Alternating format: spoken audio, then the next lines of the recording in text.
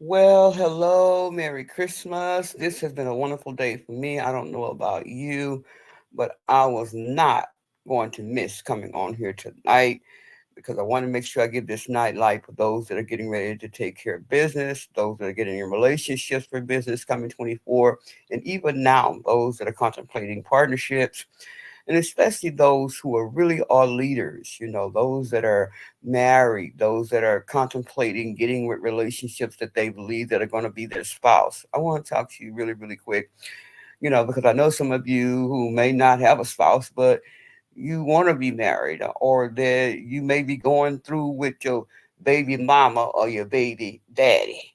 I want to talk to you about this part about unfaithful people and more so for those who really really want to be able to build something. I wanted to bring this message on this ninth day because I think this number nine is important for us to know. It's about spiritual growth. We all know on the ninth month, we have our babies, women that are birthing out babies in the natural realm.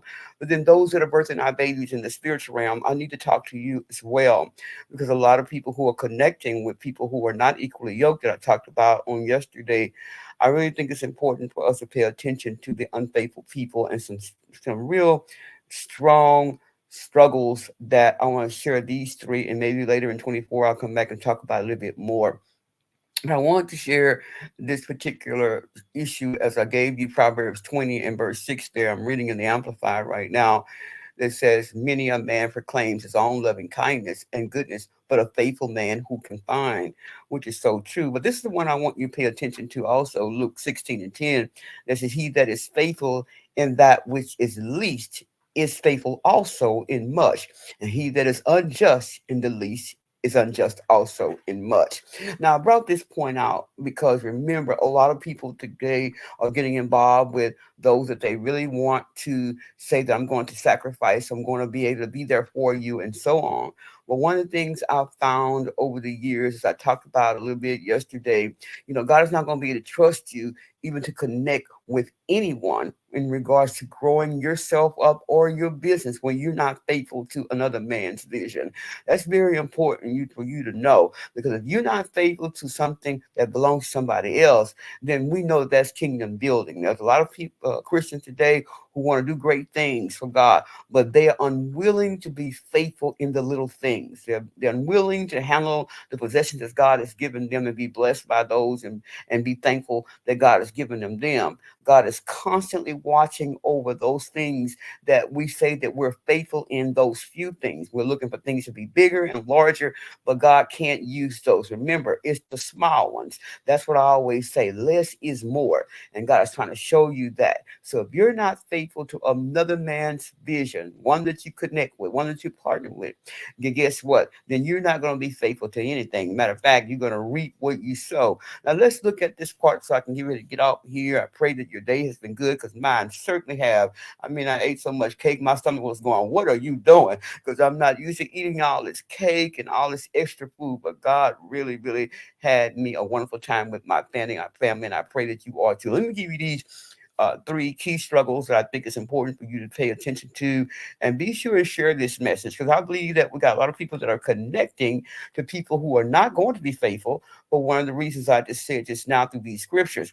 So, this first key struggle that I want you to pay attention to that people find themselves being very unfaithful and untrue is because they fear sacrifice. One of the things that's number one, they fear sacrifice. One of the things about sacrifice that they're afraid to make the sacrifice. They're always saying they got to do this. They're always saying this is inconvenient. They're always saying that this is a little bit more than I wanted to do. It's a place of discomfort for them. They don't want to go the extra mile. They don't want to embrace the thing that is uncomfortable. And matter of fact, if you put them in a place that's going to take away their comfort, now they're acting like it's something you've done to them or made them feel like that they're less than or that it's too much. You will never truly be able to be a faithful person if the thing that the one that you say that you really care about, you avoid the sacrifice. You already given a sign that you're an unfaithful person. Number two about this, what God really wants you to understand is that the fear of accountability is a big one. People who are unfaithful, they don't like to be accountable to anybody. They feel like they're being controlled. They feel like that this is so uncomfortable. It looks like it's too much that you're asking me to do. Or they many times these faithful people, they really don't like you telling them what to do. They avoid correction. They don't want nobody telling them anything. I'm trying to get you prepared for 24, for those especially that are leaders, for those that are trying to correct things in their ministry and get things to be positioned somewhere else for the pivot. Those people who avoid correction, those people who don't want to take accountability, they deal with submission and authority rejection of that because they don't like order. I know I'm talking to you. They deal with this type of how to say reject from this because in this unfaithful person, they're not willing to respond properly to accountability because they know the thing that needs to be broken and shaped in them. They avoid it because they feel that this is going to make you really, really have me submitting to you when I don't want to do it your way. I want to do it my way. So this is the kind of thing because you don't communicate it. This is what messes up the relationship. They don't have accountability to nobody because they don't want to have that responsibility of knowing that what you're telling them for correction is right. It's just saying, oh, well, there you go again. And God is showing that this person is not going to be trustworthy because they're very unfaithful in this particular struggle.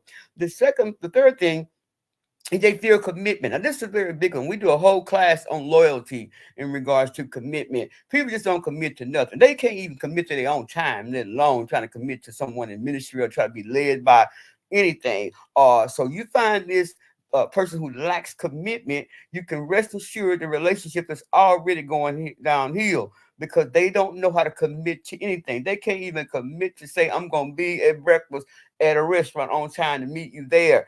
That's a great sign. One thing people know about me, they may say, oh, she's always time and everything, and she's this and that. But I believe that in this hour, we have to have order. God wants us to have order, not to the place that it just seems so unbearable. But you got to get people to understand that if you don't have any order, how can you be committed to anything? You're not going to even have commitment to what you call yourself building up. And people are going to be watching you and doing just the same thing because you're not faithful to time. You're not faithful and loyal to time. They're not going to be either. It's coming from the head down and it's going to rewrite back what you demonstrated your level of commitment. You fear commitment because you know that if you're committed to something, then this is something that you're expecting them to do too. You know why? Because you're not going to do it no way. You're not committed to nothing, no how. You're just doing this thing what you used to doing and getting everybody to draw to it, but you know you're not committed to nothing, no way.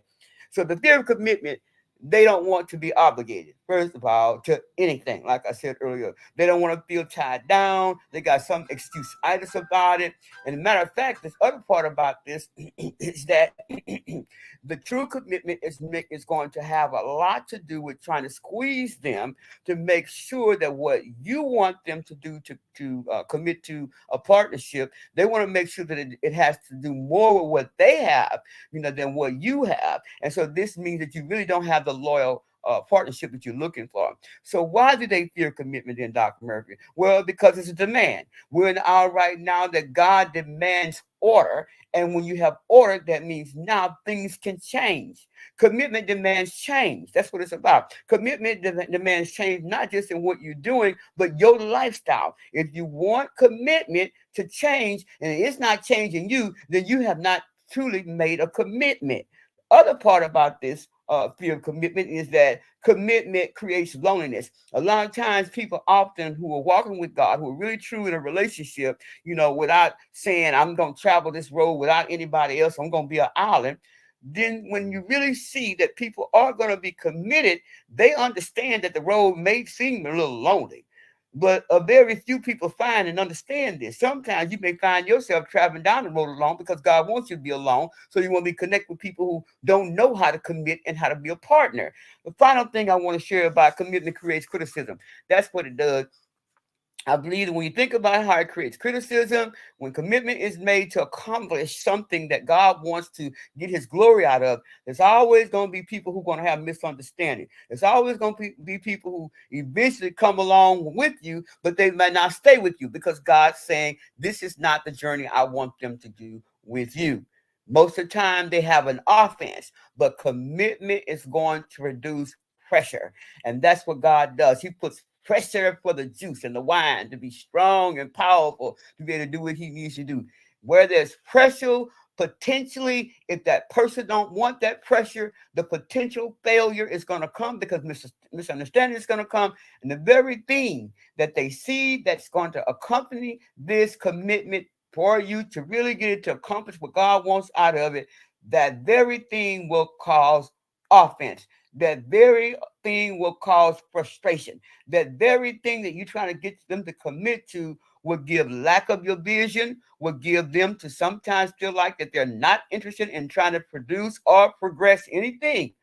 But I want you to understand that this will be a delay. And this is some of the struggles that I want to share with you today. God is trying to get you to come to the knowledge of the truth, not just about you, not just about what you're thinking, not just about what you're focused on, not just about what you appreciate, but God wants you to learn how to have the keys to live and protect the vision that He has for you. And most importantly, to make sure that you're walking as one, equally yoked, not just in a relationship heterosexually, but also as a family, as a marriage, one that they understand that faithfulness is what God desires for us to be. That creates compound unity, and that is a demonstration of His love. I gotta go. I pray that the rest of your day is beautiful. And remember these struggles that I've said to you. Please go back and rewind because I know I went pretty fast, but I know God is talking to you about paying attention to the unfaithful people because these are the struggles that always that creates what man is trying to get you to see. God's greatest desire is for us to be mature about our choices. It's His greatest desire for us to see things through another person's point of view and for you to be flexible, for you to know that you're not doing this alone. He also wants you to plan ahead.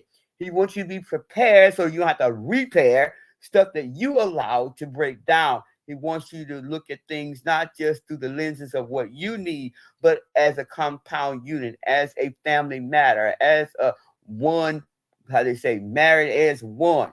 And He wants you to realize too, failure is going to be inevitable, but learning is optional. I pray that you realize that so God can grow you up for kingdom building. And guess what? More shall come as you realize these struggles when people have been unfaithful on purpose. I'll talk to you soon. God bless you. Enjoy the rest of your week.